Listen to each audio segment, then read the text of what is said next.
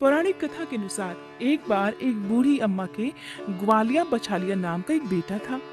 बूढ़ी अम्मा अपने बेटे से बहुत प्यार करती थी और उसके लिए 12 महीने की चौथ के व्रत भी किया करती थी। बूढ़ी अम्मा का बेटा हमेशा जंगल से लकड़ियां काट कर लाता और फिर दोनों माँ बेटे मिलकर बाजार में लकड़ियां बेचकर अपना गुजारा किया करते थे। बूढ़ी अम्मा रोजाना लकड़ियों में से कुछ लकड़ियां अलग रख देती और चौथ के दिन बेटे से छुपकर उन्हें बेचकर घर में सामान लाती और 5 चूरमे के लड्डू बनाती थी। एक लड्डू अपने बेटे को खिलाती और एक लड्डू खुद खाती थी। एक बार चौथ का ही दिन था। बूढ़ी अम्मा का बेटा अपनी पड़ोसन के घर गया। उसने देखा पड़ोसन ने चूरमा बनाकर रखा था। उसने पड़ोसन से पूछा, आज क्या त्योहार है जो आपने चूरमा बनाया है? पड़ोसन कहने लगी, मैंने तो आज ही बनाया है, लेकिन आपकी माँ तो हर चौथ के दिन ही चूरमा बनाती है, आपको खाने के लिए नहीं देती है क्या? तो बेटे ने कहा, हाँ देती तो है। फिर पड़ोसन ने बूढ़ी अम्मा के बेटे से कहा कि तुम जो लकड़ियां काट कर लाते हो उनमें से कुछ लकड़ियां तुम्हारी माँ छुपाकर बेच देती है और फिर छुपाकर बेची गई लकड़ियों से मिलने वाले पैसे से वो चूरमा बनाती है। बेटे ने पड़ोसन से जब ये बात सुनी तो तुरंत अपनी माँ के पास गया और माँ से कहने लगा, माँ मैं इतनी मेहनत से लकड़ियां लेकर आता हूँ और तुम चूरमा बनाकर खुद अकेले ही खा जाती हो। आज से तुम या तो मुझे छोड़ दो या फिर चौथ माता के व्रत को छोड़ दो। बेटे की बात सुनकर माँ कहने लगी, बेटा मैं तो ये व्रत तुम्हारे लिए ही करती हूँ, मैं तुम्हें छोड़ सकती हूँ लेकिन चौथ माता का व्रत नहीं छोड़ सकती। ये बात सुनकर बेटा नाराज हो गया। नाराज होकर घर छोड़कर जाने लगा। तब माँ कहने लगी, बेटा तू जा तो रहा है लेकिन ये कुछ अनाज है जिससे मैंने चौथ माता की कहानी सुनी है, ये लेकर जा और जब भी संकट आए तो चौथ माता का नाम लेकर कुछ दाने वहां पर डाल देना। बेटे ने इस बात पर विश्वास नहीं किया लेकिन फिर भी उसने अनाज के दाने रख लिए और घर से चल पड़ा। वो घर से थोड़ी ही दूर पर गया था कि उसने देखा कि रास्ते में खून की नदी बह रही थी और कहीं से भी रास्ता नजर नहीं आ रहा था। उसने चौथ माता का नाम लिया और थोड़े से अनाज के दाने वहां पर डाल दिए और कहने लगा, हे चौथ माता अगर आप सच्ची हैं तो यहाँ पर मेरे लिए रास्ता हो जाए। ऐसा कहते ही नदी सूख गई और वहां पर रास्ता हो गया। अब बेटा वहां से रास्ता पार कर आगे बढ़ा तो जंगल में पहुंच गया। जंगल में पहुंचा तब तक रात हो चुकी थी। जंगल में बहुत सारे भयानक जंगली जानवर भी थे जो अपनी अपनी आवाज में बोलने लगे थे। उनकी डरावनी आवाज सुनकर बेटा डरने लगा। तब उसने चौथ माता का नाम लेकर वहां पर भी कुछ अनाज के दाने डाल दिए और हाथ जोड़कर कहने लगा, हे चौथ माता मुझे रास्ता दिखाओ, नहीं तो ये जंगली जानवर मुझे मारकर खा जाएंगे। ऐसा कहते ही उसे रास्ता मिल गया और जंगल में चलते चलते वो एक राजा के नगर में जा पहुंचा। वहां का राजा हर महीने एक आदमी की बलि देता था। जब वह एक बूढ़ी अम्मा के घर गया तो देखा कि बूढ़ी अम्मा पूड़ी बनाती जा रही थी और रोती जा रही थी। तब वह पूछने लगा, हे बूढ़ी माई रो क्यों रही हो? तब बूढ़ी माई कहने लगी, बेटा मेरा एक ही बेटा है और आज उसे राजा के पास बलि देने के लिए जाना ही पड़ेगा और ये पूरी पकवान मैं अपने बेटे के लिए ही बना रही हूँ।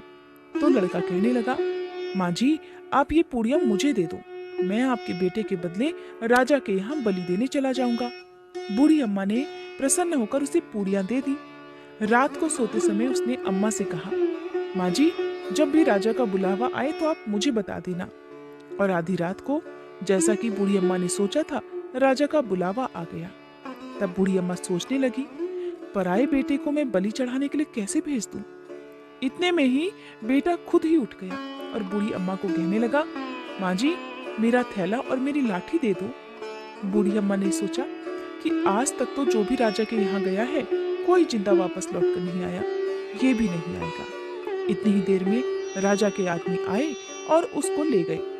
अब आवा में उसकी चिनाई कर दी गई। अब हर बार की तरह जैसे चौथ माता ने उसे सारे संकटों से बचाया था, फिर उसने चौथ माता का ध्यान करते हुए कहा, हे चौथ माता आपने पहले भी 2 संकट टाले हैं तो ये संकट भी दूर कर देना। थोड़ी ही देर में आवा पक कर तैयार हो गया। 2-3 दिन बाद आवा के पास ही कुछ बच्चे खेल रहे थे। उन्होंने आवा पर पत्थर मारा तो उसमें से आवाज आने लगी। बच्चे भागे भागे राजा के पास जाकर कहने लगे कि राजा जी आवा पक गया है। अब राजा सोचने लगा कि 6 महीने में पहले आवा पका करता था, अब 3 दिन में ही आवा कैसे पक गया? राजा को विश्वास नहीं हुआ, बल्कि उसे हैरानी होने लगी। फिर भी उसने अपने नौकरों को भेजा। नौकर जब आवा के पास पहुंचे तो उन्होंने वहां जाकर देखा कि वहां पर तो सोने चांदी के कलश ही कलश रखे हुए हैं। जब उन्हें उतारने लगे तो अंदर से आवाज आई, धीरे धीरे उतारो, अंदर मानस बैठा हुआ है। राजा के आदमी कहने लगे, इसमें तो कोई भी नहीं बोलता था, आज पहली बार इस आवे में से कौन बोलने लगा? कोई भूत बोलने लगा क्या? आवा के अंदर जाकर देखा तो उसमें तो अनाज उगा हुआ था। राजा के नौकर महल में पहुंचे और राजा को सारी बात बता दी। अब राजा ने सोचा, मुझे खुद ही चलकर देखना पड़ेगा कि आखिर सच्चाई क्या है। राजा आया, उसने आवा के पास आकर देखा तो उसने देखा एक मनुष्य वहां पर बैठा हुआ है। तो उससे पूछने लगा, अरे भाई, तुम कौन हो और तुम इस आवा में बच कैसे गए? तब वह बोला, मेरी माँ चौथ के व्रत करती है, तो मैं चौथ माता के प्रभाव से ही जीवित बच गया हूँ। राजा को उस लड़के की बात पर बिल्कुल विश्वास नहीं हुआ, तो राजा ने उसकी परीक्षा लेने के लिए सोचा। राजा उससे कहने लगा, अच्छा ठीक है, तू एक घोड़े पर चढ़ जा और मैं दूसरे घोड़े पर चढ़ जाऊंगा। तेरे हाथ पर रस्सी से बांध देंगे, अगर तेरी रस्सी खुलकर मुझ में बंध जाएगी तो चौथ माता सच्ची है, इसका मतलब चौथ माता ने तुम्हारी रक्षा की है। अब राजा और वह लड़का दोनों घोड़े पर बैठ गए। तो उसने थोड़े से अनाज के दाने हर बार की तरह हाथ में रखकर कहा, हे चौथ माता, मेरी लाज रख लेना। ऐसा कहते ही उसकी रस्सी खुलकर राजा के हाथों में बंध गई। अब राजा सोचने लगा कि आखिरकार चौथ माता का ही ये प्रभाव है जिसके कारण इस लड़के के हाथों की रस्सी मेरे हाथ में आकर बंध गई।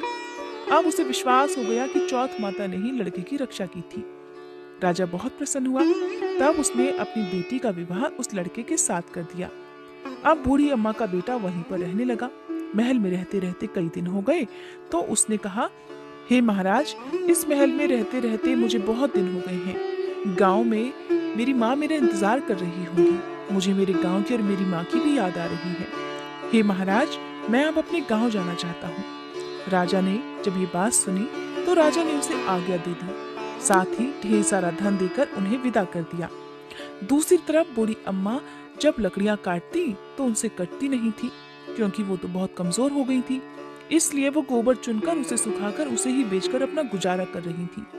पड़ोसन ने उनके बहू और बेटे को आता देखा तो दौड़ी दौड़ी आई। बूढ़ी अम्मा से कहने लगी, अरे माई, तेरे तो बहू बेटा आ रहे हैं और अपने साथ बहुत सारा धन भी लाए हैं। बूढ़ी अम्मा ने जब सुना तो कहने लगी, अरे बेटा, कम से कम तू तो मेरे साथ ऐसा मजाक मत कर। मेरा एक ही बेटा था जिसे तूने लगा सिखाकर भेज दिया। बूढ़ी माँ का मन दुख से भर उठा। उसे अपने बेटे की बहुत याद आने लगी। फिर भी जब बूढ़ी अम्मा का मन नहीं माना तो छत के ऊपर चढ़कर देखने लगी। जब उन्होंने देखा तो सच में ही उसके बहू बेटे आ रहे थे। बूढ़ी अम्मा इतना प्रसन्न हुई कि मारी खुशी के उनके तो पैर ही जमीन पर नहीं पड़ रहे थे। जब बहू बेटे दरवाजे पर आए तो बूढ़ी अम्मा ने उनकी आरती उतारी, उन्हें भर भर कर आशीर्वाद दिया। बूढ़ी अम्मा ने भी अपने बेटे को माफ कर दिया था। तब बेटा कहने लगा, माँ, मैं चौथ माता के प्रभाव से ही बच पाया हूँ। और फिर इसके बाद तो सभी गांव के लोगों ने मिलकर सकट चौथ का व्रत रखना शुरू कर दिया था। हे सकटा माता, जैसे बूढ़ी अम्मा के बेटे का संकट दूर किया, वैसे ही इस कथा को कहने सुनने और हुंकारा भरने वाले सभी के संकट दूर करना। आइए अब सुनते हैं विघ्नहर्ता भगवान गणेश की कहानी। ये कहानी उस समय की है जब भगवान शिव हजारों वर्षों से अपनी तपस्या में लीन थे। उस समय माँ पार्वती कैलाश पर्वत पर अकेले ही निवास कर रही थी। एक बार स्नान करने से पहले माँ पार्वती ने अपने शरीर के उपटन से एक बालक की मूर्ति का निर्माण किया और अपनी मंत्र विद्या की शक्ति से उस मूर्ति में प्राण डाल दिए। थोड़ी देर के बाद वह मूर्ति एक बालक के रूप में जागृत हो गई। माँ पार्वती ने उस बालक को अपने पुत्र गणेश के रूप में स्वीकार कर लिया और उन्हें कैलाश का द्वारपाल होने की जिम्मेदारी सौंपी। माता पार्वती उस बालक को गणेश कहकर पुकारने लगी। माता पार्वती ने गणेश को बुलाया और कहने लगी, आज से मैं तुम्हारी माता हूँ। पुत्र, जो आज्ञा मैं तुम्हें दूंगी तुम्हें उसका ही पालन करना होगा। तब बालक गणेश ने अपनी माता से कहा, हे माते, मैं आपकी आज्ञा का ही पालन करूंगा। फिर एक बार की बात है, माता पार्वती स्नान करने के लिए स्नानागार में गई और श्री गणेश जी को दरबार पर खड़ा करके कहने लगी कि पुत्र, किसी को भी अंदर मत आने देना, मैं स्नान करने जा रही हूँ। तब श्री गणेश जी कहने लगे, हे माते, आपकी आज्ञा का पालन होगा। ऐसा कहकर माता पार्वती तो स्नान करने के लिए अंदर प्रवेश कर गई।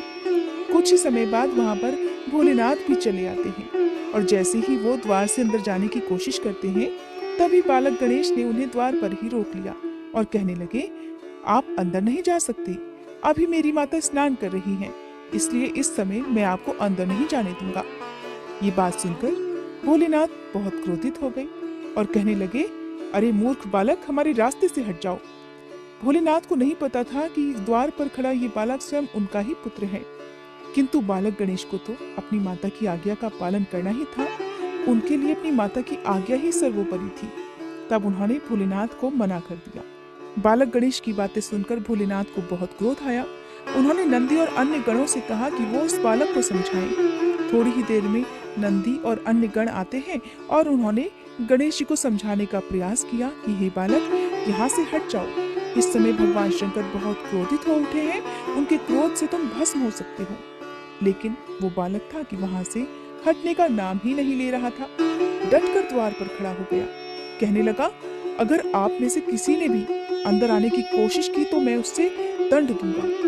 ये बात सुनकर नंदीगण क्रोधित हो गए और वे भगवान श्री गणेश से युद्ध के लिए तैयार हो गए। लेकिन श्री गणेश जी तो उन पर भी प्रहार कर देते हैं, जिस कारण बड़ी मुश्किल से जान बचाकर नंदी और अन्य गण वहां से भागे और इस प्रकार सभी को पीट कर बालक गणेश वहां से भगा देते हैं। अब भगवान शिव से रुका नहीं गया, उनके सब्र का बांध टूट गया।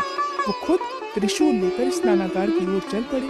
वहां पहुंचकर बालक गणेश को ललकारने लगे कि हे मूर्ख बालक, तुमने मुझे और मेरे नंदीगण को परेशान किया है, तुम्हें इस बात का दंड अवश्य मिलेगा। ये बात कहकर भोलेनाथ अपने त्रिशूल से बालक गणेश पर प्रहार कर देते हैं। एक क्षण में ही बालक गणेश का शीश धड़ से अलग कर देते हैं।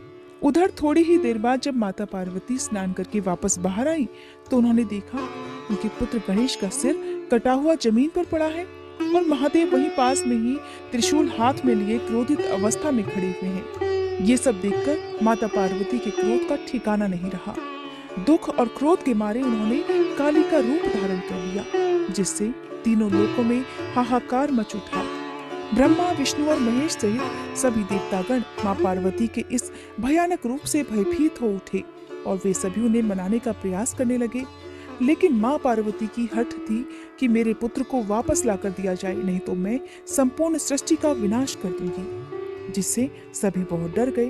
तब ब्रह्मा जी और विष्णु जी ने महादेव जी से कहा, हे महादेव, ये आपने क्या कर डाला? हे महादेव, आपने तो पार्वती के पुत्र यानी कि अपने ही पुत्र को मृत्यु दंड दे डाला। ये सब जानकर महादेव को अपनी गलती का पश्चाताप हुआ और वे माँ पार्वती से क्षमा मांगने लगे। कहने लगे, हे देवी, मुझे क्षमा कर दो। अब ये मस्तक तो मैं वापस नहीं जोड़ सकता, लेकिन किसी पशु का मस्तक यदि मिल जाए तो मैं उसे जोड़कर पुनः बालक गणेश को जीवन दान दे सकता हूँ। तब ब्रह्मा जी ने सुझाव दिया कि पूर्व दिशा में जाकर जो माँ अपने बच्चे की तरफ पीठ करके लेटी हुई हो, उस बच्चे का सिर काट कर लेकर आओ। तब ऐसे किसी प्राणी की खोज की गई। रास्ते में सबसे पहले एक नन्हा हाथी दिखाई दिया, जिसकी माँ उसकी तरफ पीठ करके लेटी हुई थी। तब नन्हे हाथी का सिर काटकर भगवान गणेश के शरीर पर लगाया गया। भगवान शिव की कृपा से बालक गणेश पुनः जीवित हो उठे। तब माता पार्वती और अन्य सभी देवताओं और ब्रह्मा, विष्णु, महेश सहित सभी बालक गणेश को आशीर्वाद प्रदान करते हैं, उन्हें अनेक प्रकार की शक्तियां प्रदान करते हैं। इस प्रकार भगवान गणेश जी का जन्म और उनके सिर पर गज का मस्तक विराजमान हुआ। इस तरह माता पार्वती के पुत्र पर आया संकट दूर हो गया, उनके पुत्र की रक्षा हो पाई। बोलिए गणेश भगवान की जय। ये थी सकट चौथ की पौराणिक कथाएं, जिन्हें सकट चौथ की पूजा करने वाले या व्रत रखने वाले हर भक्त को अवश्य सुनना चाहिए।